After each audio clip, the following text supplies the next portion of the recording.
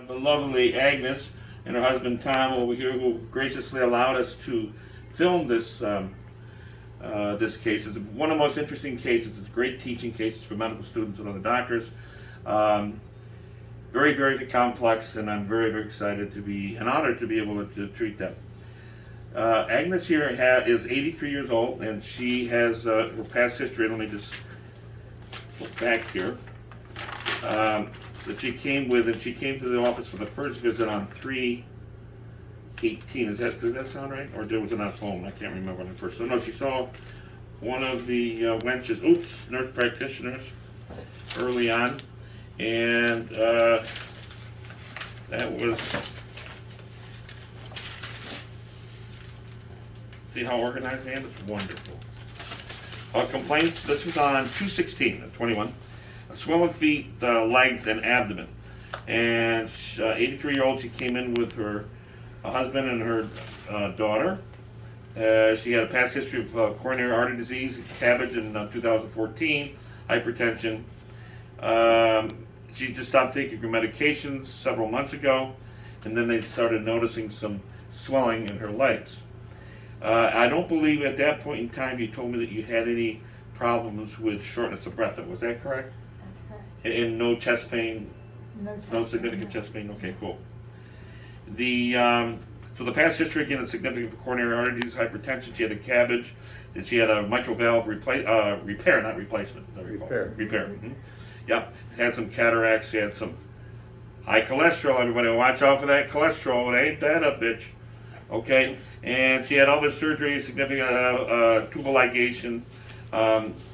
In 1974, tonsillectomy, adenoids, as a child.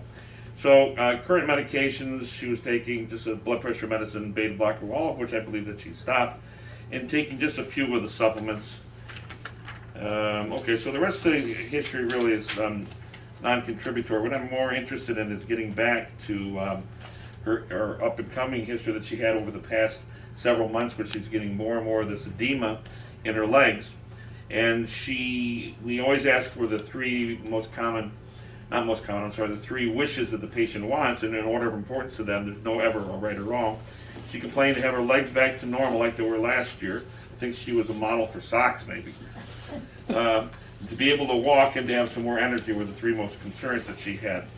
So when we make interesting for me is that when I was reviewing the labs, I found out that, and we do quite extensive labs, that she had a positive ANA, which is a positive screening test anyway for lupus. There are all different types of lupus, so we're going to work that up.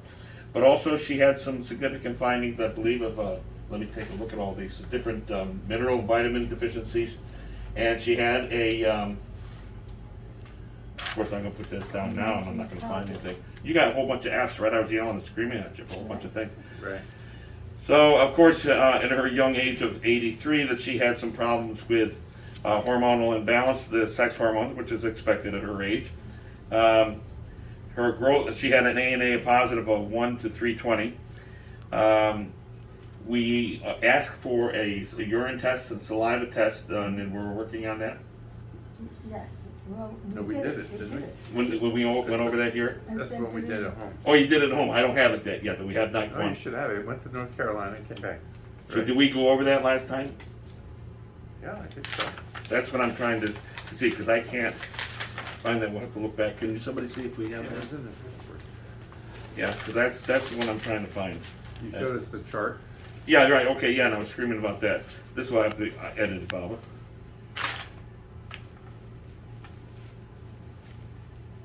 Okay, but we found that she had positive ANA. We're going to work this up for some sort of for lupus, of course.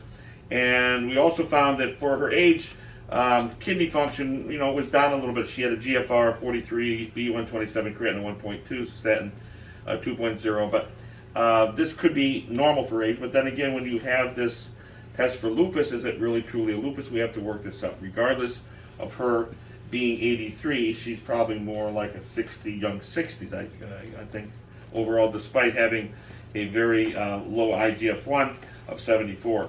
So the bottom line is when we started doing more of the workup and looking at the blood tests, we also found that she had a very low a very low T3 and a very high very high reverse T3 and an abnormal TSH. This Wilson syndrome is something that I frequently talk about, I lectured about, I've written about, but maybe seeing 20 in my life, and were they really Wilson syndrome? I think as my first 20 years of practicing medicine, I saw maybe 1 or 2. And then it wasn't for many, many years of seeing them. Then all of a sudden, the past 10 years, maybe seeing 10 or 15. And some of those were in a short period of time, maybe a couple months. So is it truly a Wilson syndrome? Did the lab change the way in which they're doing that test, reverse T3? Because none of the numbers were really very, very high. We'll say the normal range hypothetically is 25. I talk about someone 26, 27. Agness here, levels were much, much, much higher. And I was yelling and screaming, they're giving like F minus, minus, minus, minus, at least 4 of them, maybe 5. Did you get the 5 F minus? I don't remember. How bad did I go crazy with it? Infinity. Yeah, it was crazy, right? And her reverse T3, I believe, was in the 70s. So with a TSH of 7.7, free T3 of 2.2, and a T3 of 0.6. Now, what's really interesting about Agness, also in her thyroid condition, is that her T4 levels were actually on the very, very high side of normal.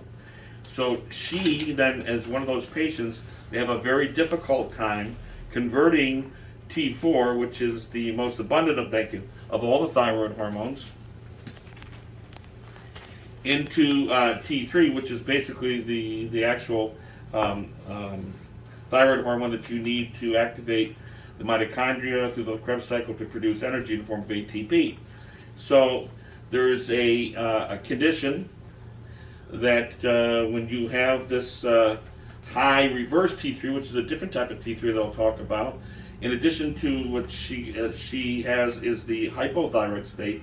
Very rarely do you see this where you have a high T4 and a very, very low T3, unless the patient's taking thyroid medicine, and she's not. So she has this inability to convert the T4, noted by the high levels of T4, and a high TSH, which is indicative of a hypothyroid state, yet very, very low levels of this T3. So there's an enzyme which converts T4 to T3 called 3,3' deiodinase, which for whatever reason in her is very, very sluggish.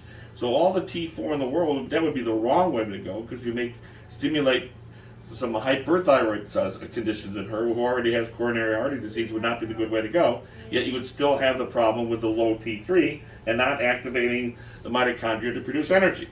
Now, in addition to that, she has what's called that Wilson's syndrome versus Wilson's disease, which incidentally she may have as well because her copper levels are high. Don't know yet, we're going to work that out. So you can see there's so many interesting things, and the take-home message here is, although she's 83, she looks beautiful. Man, if this guy was croaked, I'd probably take her out. But he'd probably take me out before I could do that. So here's the deal. She is a young 83-year-old person and has a lot of life left in her. And if it weren't for these legs that you see like here, you know that she doesn't have all that many symptoms. Not to minimize what you have.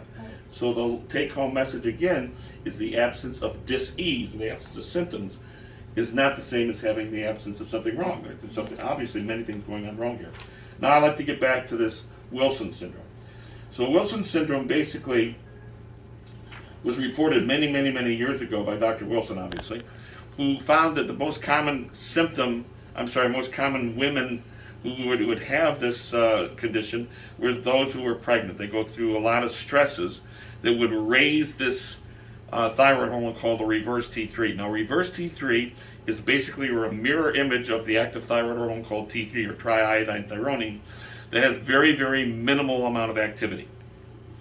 And what the easiest way to explain this is visual. Most people are familiar with a drug called tamoxifen when women have breast cancer.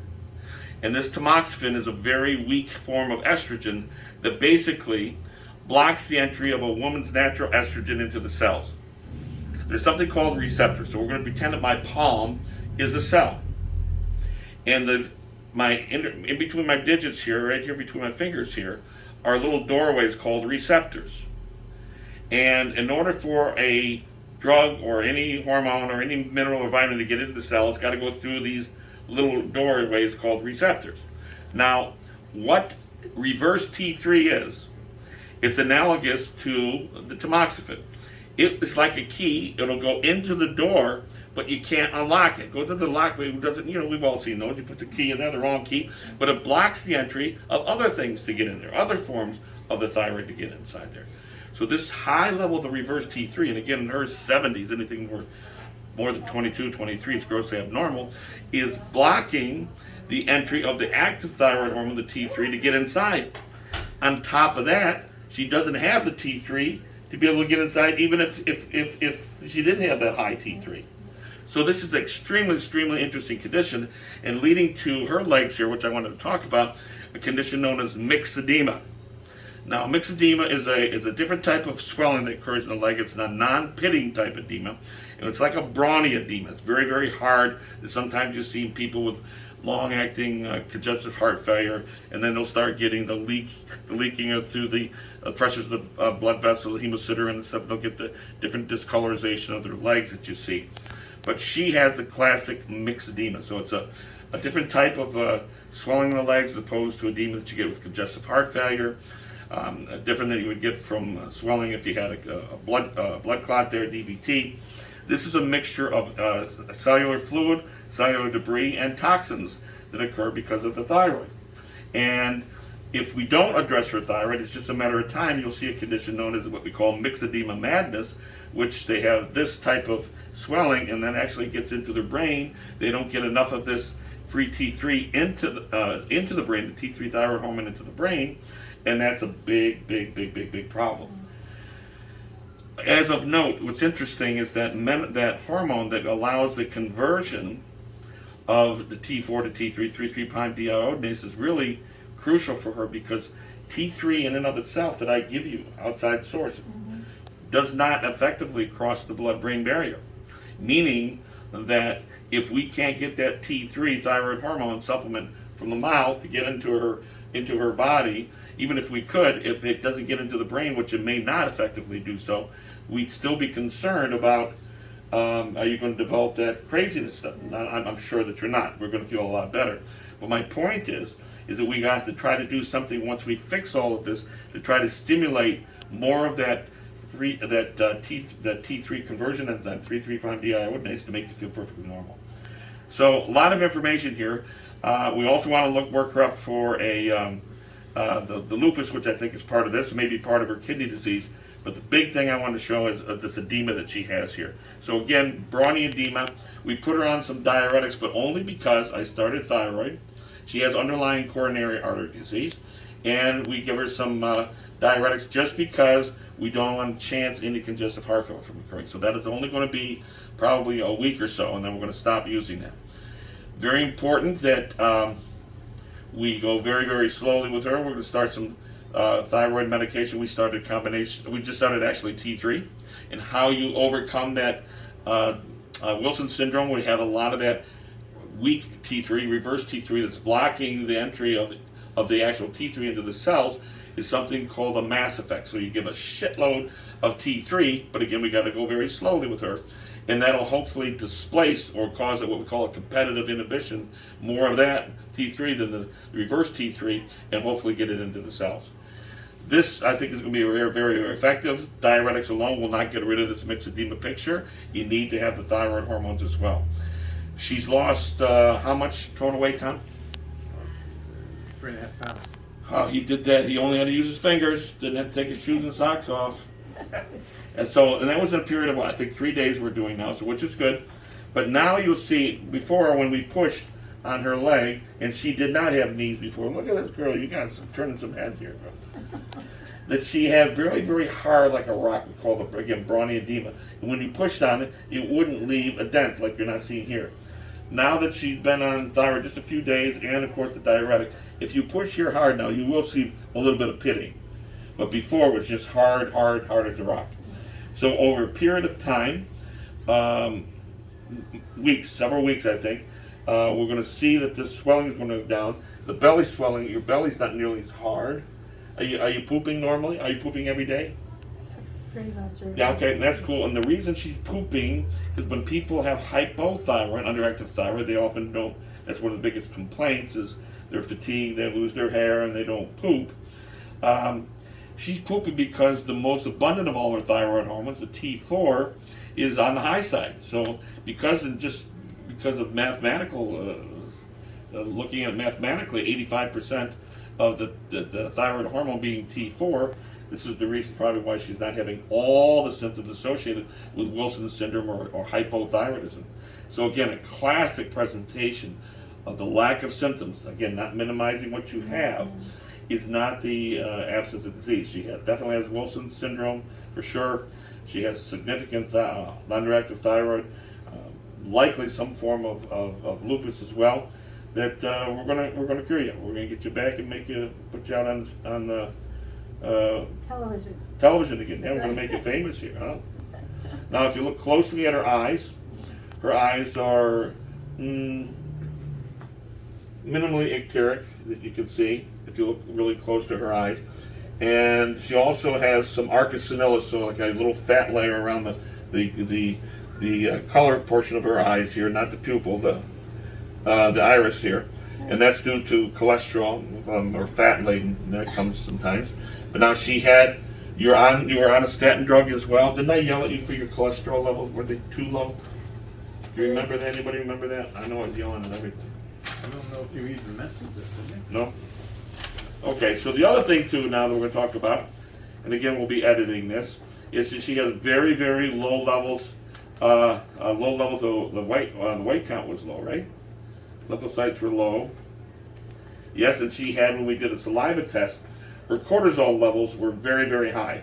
Now, a cortisol burden refers to the amount of cholesterol that's being produced at random times during the day, 4 different times during the day.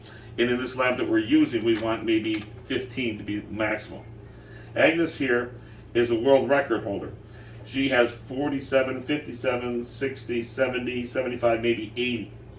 Very, very high. Now, it doesn't matter what's causing elevated levels of cortisol. Cortisol, when it's elevated, unlike testosterone, which we all know is an anabolic steroid, builds up muscle, builds up tissue, helps our immune system. Cortisol, when it's elevated, it's just the opposite. It's catabolic. It tears tissue down, causes weight gain, causes problems with the immune system.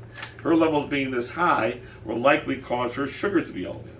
It should also, you would think, when the levels are this high, that she should have a higher white count. Yet her white cell count is very, very low. So another thing making this an extremely interesting case, and yet you look at her, she looks like there's nothing wrong.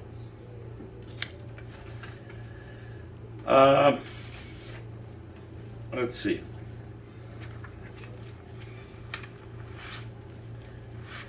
Okay, yep, so sure, sugar levels are high, which is expected with this high cortisol levels. Now, when you have high cortisol levels, it doesn't matter if these cortisol levels, because a lot of people out there are saying, well, this cortisol level is not caused by her adrenal gland. Well, we did a search, and we're looking for exogenous outside sources that may cause that elevation. And there's nothing that we can find, nothing other than the actual production because of stress that would cause this. We talked about taking Flonase or taking some kind of inhaler, any type of topical stuff, lip balm. We looked at it all. We asked the old man if he took anything and was trying to maybe rubbing off him onto her. None of that stuff. We couldn't find anything. Is an exogenous reason why she may have these high levels. Retin-A, various things can cause that. Regardless of that, if the cortisol levels are high, it's a problem. It doesn't matter if they're high because you're taking from the outside source, you're taking it illegally, you're taking prednisone, you do a shot, you do an inhaler, whatever. When the cortisol levels are high and it's sustained being high, you're going to have problems with cataracts, glaucoma, weight gain, diabetes, all this crap. And eventually you're going to shut the production down of your adrenal glands because you are basically having high levels coming from the outside source. If you take prednisone or something for some of the conditions, like the condition if you truly have lupus, some of the stuff they use, sometimes they use these steroids or methotrexate, other things that's going to be even more damaging to your adrenals. The other thing we got to be concerned with, and we want to do, is what's called a bone density scan, a DEXA scan on you, because when they have high cortisol levels like this, it works on the bone. It also causes problems, stress with the heart. So looking at that whole global picture, we got our hands full, but I'm sure we're going to win this one. Good, that's good. And I thank you for your time. Do I have permission for you to use this on our website or on YouTube? Is that okay? Absolutely. Thank you very much.